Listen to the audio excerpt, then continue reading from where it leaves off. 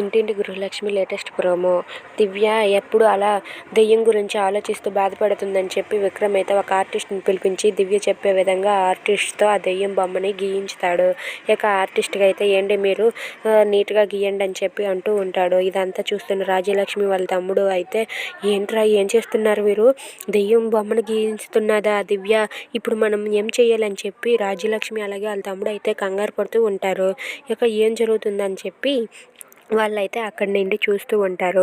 ఇక ఆ ఆర్టిస్ట్ అయితే దివ్య చెప్పిన విధంగా అలా గీస్తూ ఉంటాడు. దివ్య ఇలా అలా అని చెప్పి ఫేస్ మొత్తం చెప్తుంది. ఆ ఆర్టిస్ట్ అయితే గీస్తూ ఉంటాడు. విక్రమ్ కూడా గీస్తున్న దాన్ని అలా చూస్తూ దగ్గరుండి చూస్తూ ఉంటాడు. ఇక రాజ్యలక్ష్మి అయితే ఇప్పుడు దాని బొమ్మ గీసేస్తాడా ఏంటా, ఇప్పుడు మనం ఏం చేయాలని చెప్పి రాజ్యలక్ష్మి కంగారు పడుతూ ఉంటుంది. ఇక ఇంతలో ఆర్టిస్ట్ అయితే దివ్య చెప్పిన రూపురేఖలతో ఒక బొమ్మను గీసేసి ఇస్తాడు.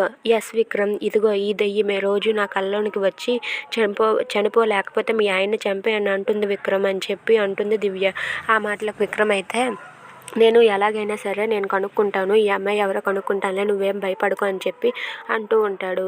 ఇక రాజ్యలక్ష్మి అయితే వాళ్ళ తమ్ముడితో ఇలా మాట్లాడుతూ ఉంటుంది. రే దానికి ఫోన్ చెయ్యు, ఆ దెయ్యం గెటప్ వేసిన దానికి ఫోన్ చేసి ఇక్కడ నుండి వెళ్ళిపోమని చెప్దాం, ఈ ఏరియాలోనే ఉండకుండా చేద్దామని చెప్పి దానికి ఫోన్ చేసి నువ్వు ఎక్కడ ఉండకు, ఈ చుట్టుపక్కల ఎక్కడ ఉండకని వెళ్ళిపో అని రాజ్యలక్ష్మి చెప్తుంది. ఇదంతా అయితే విక్రమ్ విని ఏంటి అమ్మాయి ఎవరితో ఫోన్లో మాట్లాడుతుంది, ఎవరిని ఇక్కడ నుండి వెళ్ళిపోమంటుంది, అసలు ఏంటి వెళ్ళి చూద్దామని చెప్పి విక్రమ్ అయితే రాజ్యలక్ష్మి దగ్గరికి వెళ్ళి అమ్మ నువ్వు ఎవరికి ఫోన్ చేసావు, ఎవరిని ఇక్కడ ఉండకు, ఈ ఏరియాలో ఉండకు, వెళ్ళిపో అని చెప్తున్నావు అని చెప్పి అడుగుతాడు. ఆ మాటలకైతే రాజ్యలక్ష్మి ఒక్కసారిగా షాక్ అవుతుంది.